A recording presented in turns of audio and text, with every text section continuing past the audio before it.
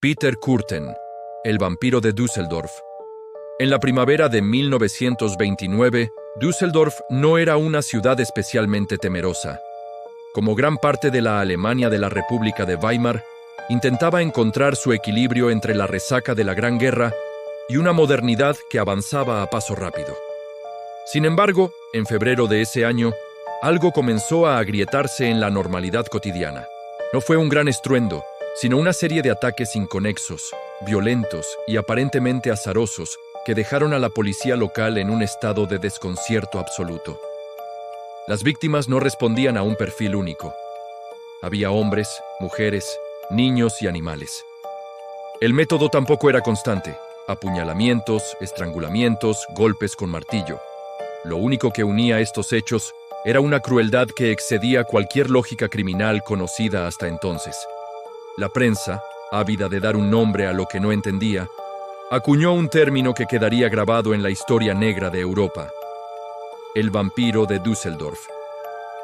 Pero detrás de ese sobrenombre casi mitológico, se escondía un hombre que, de haber pasado junto a nosotros en la calle, no habría provocado ni una sola mirada de sospecha. Peter Kürten era, a ojos de sus vecinos, un ciudadano ejemplar, un trabajador metalúrgico que vestía con una pulcritud casi obsesiva, siempre con el cabello perfectamente peinado y los modales de un caballero de otra época. Vivía con su esposa, María, en un modesto apartamento y se comportaba con una amabilidad que muchos envidiaban. Esa era su armadura más eficaz. Mientras la ciudad se sumía en la paranoia, mientras las familias se encerraban al caer el sol y se ofrecían recompensas astronómicas por cualquier pista, Kürten seguía saliendo a caminar por las noches, integrándose en las multitudes que discutían, aterradas, sus propios crímenes. Para entender la magnitud de la sombra que Kürten proyectó sobre su tiempo, hay que observar el vacío legal y forense de la época. La criminología estaba en pañales. La policía de Düsseldorf, desbordada, recibió más de 12.000 cartas con pistas falsas. Se detuvo a cientos de sospechosos inocentes basándose en prejuicios sociales o físicos.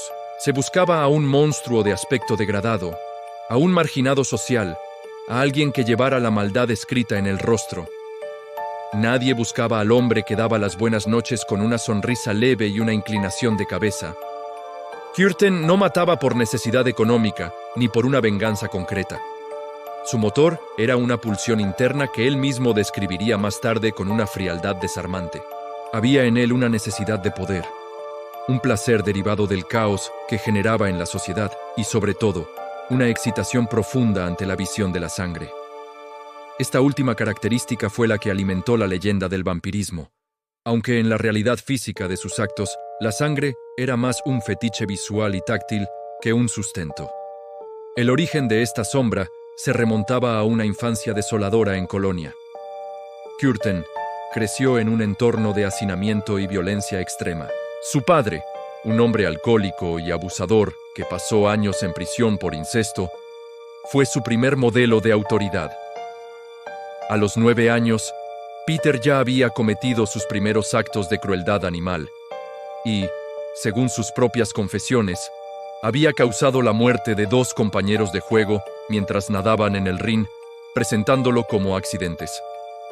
Para cuando llegó a la edad adulta, su historial delictivo por robos e incendios provocados era extenso, pero nada hacía presagiar la explosión de violencia que protagonizaría en 1929.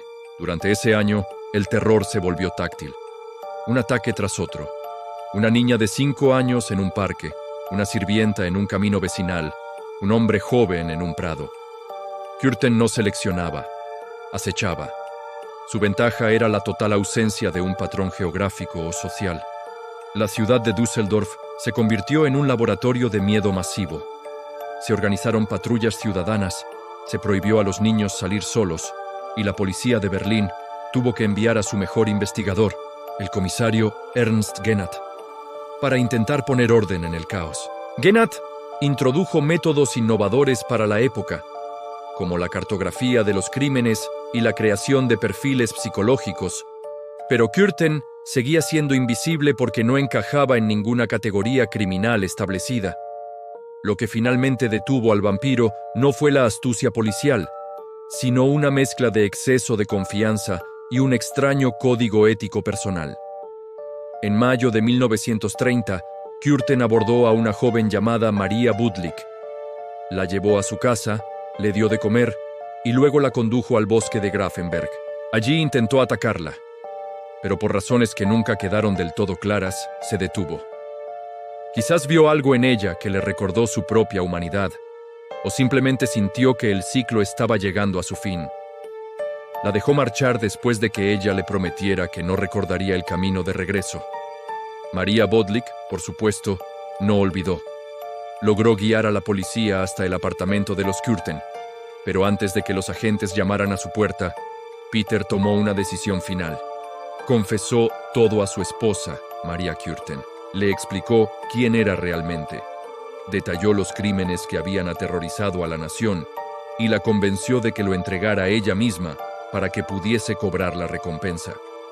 Quería asegurar el futuro económico de la mujer con la que había compartido una vida de aparente normalidad.